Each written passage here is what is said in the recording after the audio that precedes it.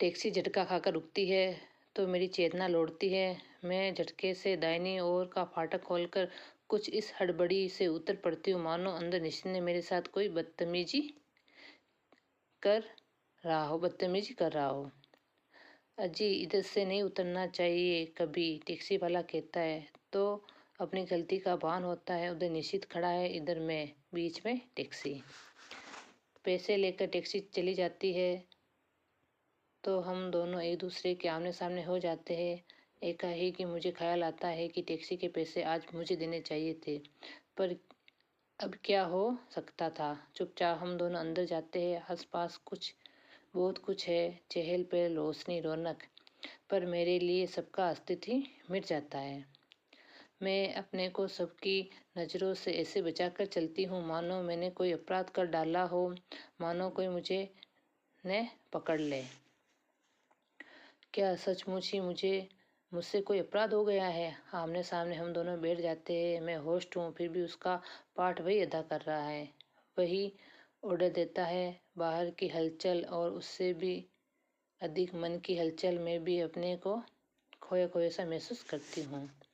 हम दोनों के सामने बेरा कोल्ड कॉफ़ी के गिलास और खाने का कुछ सामान रखा जाता है।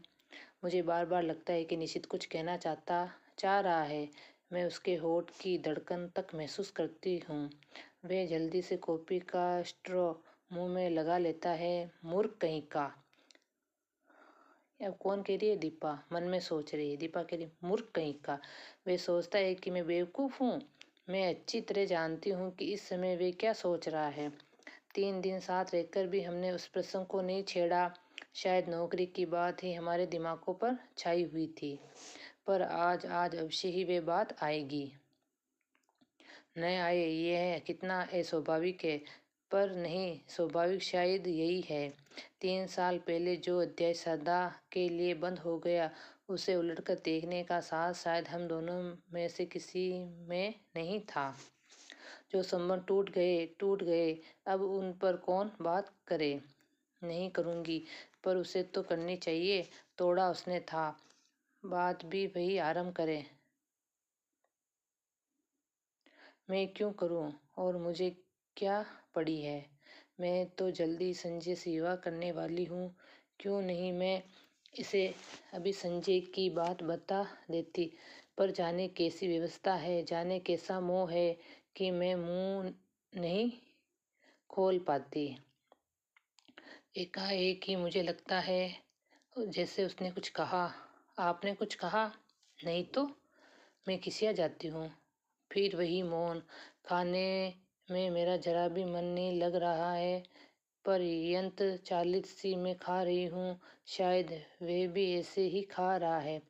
मुझे फिर लगता है कि उसके होंठ फड़क रहे हैं और स्ट्रॉ पकड़े हुए उंगलियां कांप रही है। मैं जानती हूँ वे पूछना चाहता है, दीपा तुमने मुझे माफ तो कर दिया न। वे पूछ ही क्यों नहीं लेता। मान लो यदि पूछ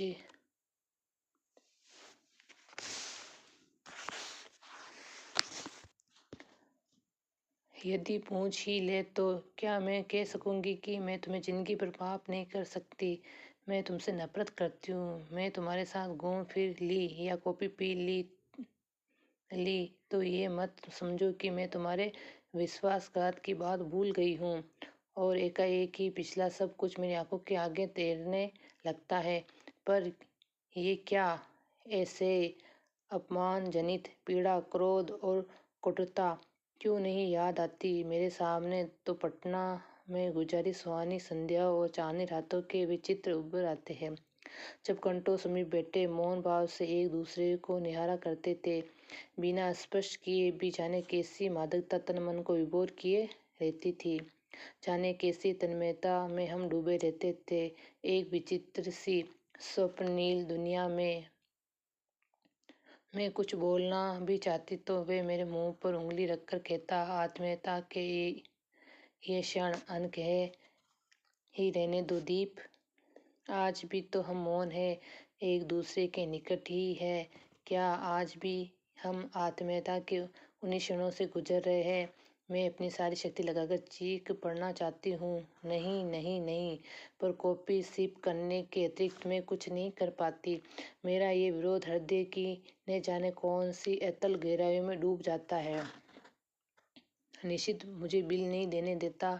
एक विचित्र सी भावना मेरे मन में उठती है कि छीना झपटी में किसी तरह मेरा हाथ उसके हाथ से छू जाए। मैं अपने स्पर्श से उसके मन के तारों को झंझना देना चाहती हूँ, पर वैसा अवसर नहीं आता। बिल वही देता है, मुझसे तो विरोध भी नहीं किया जाता। मन में प्रचंड तूफान, पर फिर भी निर्विकार भाव से मैं टैक्सी में आकर बैठती हूँ। फिर वही मौन, वही दूरी, पर जाने क्या है कि मुझे लगता है कि निशित मेरे बहुत निकट आ गया, बहुत ही निकट। बार बार मेरा मन करता है कि क्यों नहीं निशित मेरा हाथ पकड़ लेता, क्यों नहीं मेरे कंधे पर हाथ रख देता। मैं जरा भी बुरा नहीं मानूंगी, जरा भी नहीं। पर वह कुछ भी नहीं करता। सोते समय रोज की तरह मैं आज भी संजय का ध्यान करते हुए ही सोना चाहती हूँ, पर निश्चित है कि बार बार संजय की आकृति को हटाकर स्वयं आकर खड़ा होता है, स्वयं खड़ा होता है। धन्यवाद।